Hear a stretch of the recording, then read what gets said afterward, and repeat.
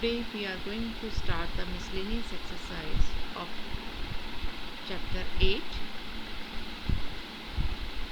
This is the second portion of the exercise. Find the area between the curves y equal to x and y equal to x square.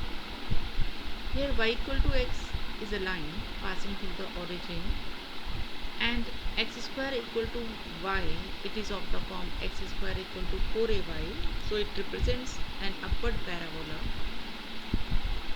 So the graph of this will be like this. This is a parabola, x square equal to y. This is a line y equal to x, making an angle of 45 degree with the x-axis. We have to find the area lying between line and this parabola. This shaded part we have to find. Now for this we draw a perpendicular AC from the point A on x-axis. Now this shaded area can be calculated as area of triangle OCA minus area of the region OCA BO. Now area of triangle OCA is the area which is enclosed under the line. So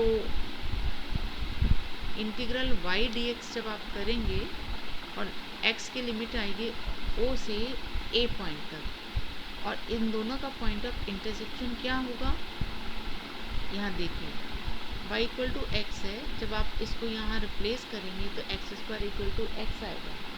वहाँ आप उसको factorise करेंगे तो x equal to 0 और x equal to 1 आएगा. तो 0 वाला point तो ये है पॉइंट ऑफ इंटरसेक्शन, और 1 वाला पॉइंट ये है जहाँ दोनों इंटरसेक्ट कर रहे हैं.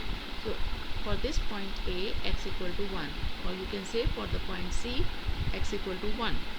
So the limits of integration for this finding the area of triangle OCA is 0 to 1, and y dx आप यूज़ करते हैं, और y किसके इक्वल है, लाइन में y x के इक्वल है.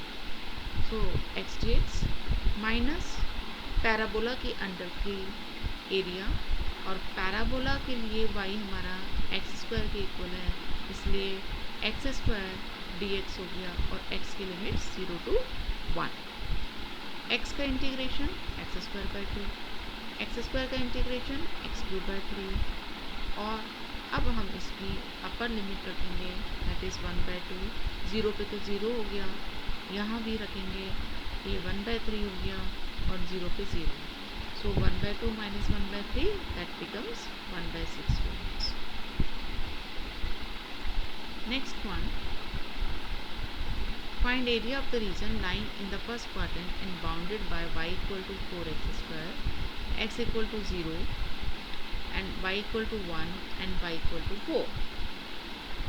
y equal to 4x square, or you can write x square equal to y by 4. It is again a upward parabola, so it will be like this.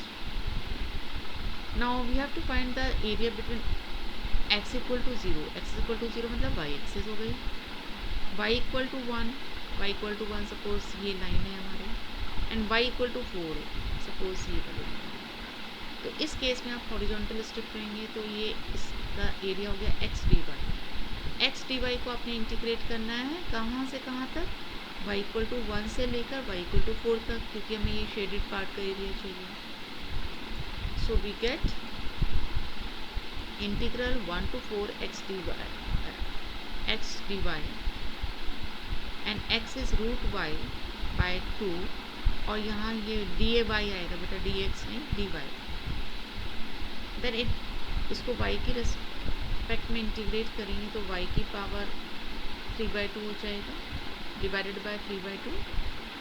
ये 2 cancel out हो गया, and हमारे पास आ गया 1/3, 4 की power 3/2 minus 1 की power 3/2. 4 को हम लिख सकते हैं 2 स्क्वायर की पावर 3/2, और 2 कैंसिल होके 2 क्यूब हो गया that is 8 minus 1 that is 7/3 square. Next is sketch the graph of y equal to mod x plus 3 and evaluate integral minus 6 to 0 mod x plus 3 dx।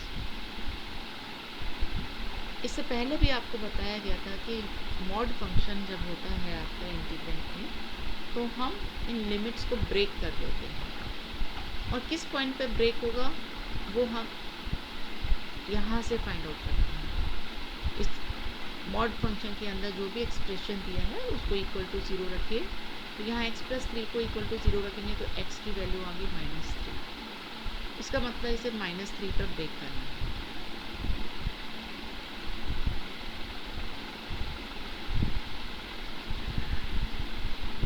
तो हमने इसको break किया, -6 को, -6 से -3 और -3 से 0।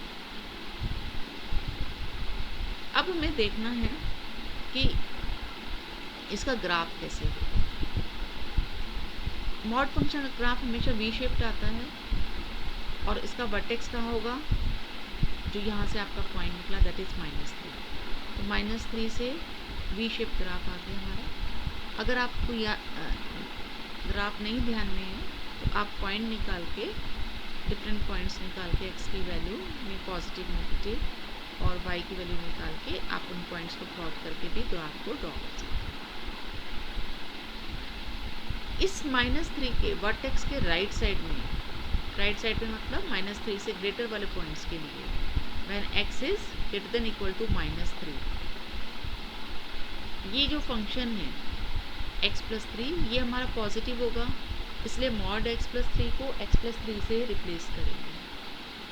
राइट साइड में ये इसकी वैल्यू पॉजिटिव आएगी। जैसे आपने रखा -3 से राइट में कोई पॉइंट, सपोज आपने 0 रखा, तो 0 प्लस 3 पॉजिटिव आएगा। इसका मतलब मॉड x प्लस 3 को x प्लस 3 से रिप्लेस करना है। जब आपकी ये लिमिट्स हो गई -3 to 0, -3 से 0 का मतलब क्या हुआ कि x की value greater than equal to -3 है and less than equal to 0। इसी तरह से when x is less than equal to -3 से छोटा होगा, मतलब इसके लेफ्ट में आप कोई पॉइंट ले रहे हैं -3 के, जैसे आपने -4 लिया तो ये -4 प्लस 3 -1 आया, और माइनस मीन्स नेगेटिव आया, और जब ये नेगेटिव होता है तो इसका मॉड माइनस टाइम चला है, that is mod x plus 3 को आप माइनस ऑफ x प्लस 3 से रिप्लेस करेंगे। तो यहाँ जो आपने डोमेन को ब्रेक किया था -6 से -3 वाले पार्ट में, यहाँ पर x की वैल्यू क्योंकि -3 से लेस है और -6 से ग्रेटर है, तो इस केस में मॉड x प्लस 3 को हम माइनस ऑफ x प्लस 3 से रिप्लेस करें। अब आपने इसको इंटीग्रेट करना है, तो x का इंटीग्रेशन x² 2, 3 का 3x हो गया, x² 2 and 3x, and the limits -6 to -3 और यहाँ पर -3 से 0। अब हम पहले अपर लिमिट रखेंगे, दैट इज़ -3, फिर माइनस साइन लगाएंगे एंड देन लोअर लिमिट, इसी तरह से सेकेंड तक। इसे कैलकुलेट करेंगे तो हमारे पास आंसर आ जाएगा 9/2। Now find the area bounded by the curve y equal to sin x between x equal to 0 and x equal to 2 pi। तो पहले y equal to sin x का ग्राफ ड्रॉ करेंगे। तो हमें पता है 0 से 2 पाई के बीच में इसका ग्राफ ऐसे बनता है। 0 पे 0 होती है क्योंकि वैल्यू, π/2 पे इसकी वैल्यू 1 होती है, पाई पे 0, 3π/2 पे -1 और 2 पाई पे 0। तो इस ग्राफ में कुछ पोर्शन इसका ऊपर है, कुछ पोर्शन इसका एक्स एक्सिस से नीचे है। तो इसका एरिया निकालने के लिए, शेडेड पार्ट का एरिया निकालने के लिए हम इन दोनों पार्ट्स का अलग अलग एरिया निकाल के ऐड कर सकते हैं। तो area OABO plus area BCDB। Area OABO क्या होगा, y dx होगा, और y क्या है, sin x है, तो we can write sin x dx। और लिमिट्स इस केस में 0 to पाई है। सेकंड केस क्योंकि में एरिया नेगेटिव होगा इसलिए हमने मॉड लेना है, mod integral pi to 2 pi sin x dx। y dx होता है तो sin x dx। sin x का integration minus cos x. So minus cos x की limit 0 to pi and minus cos x की limit pi to 2 pi. पहले upper limit रखा और फिर लोअर लिमिट रखा. कॉस पाई माइनस 1 होता है, सो माइनस माइनस प्लस हो गया, ये 1 आ गया, और कॉस 0 भी 1 हो गया.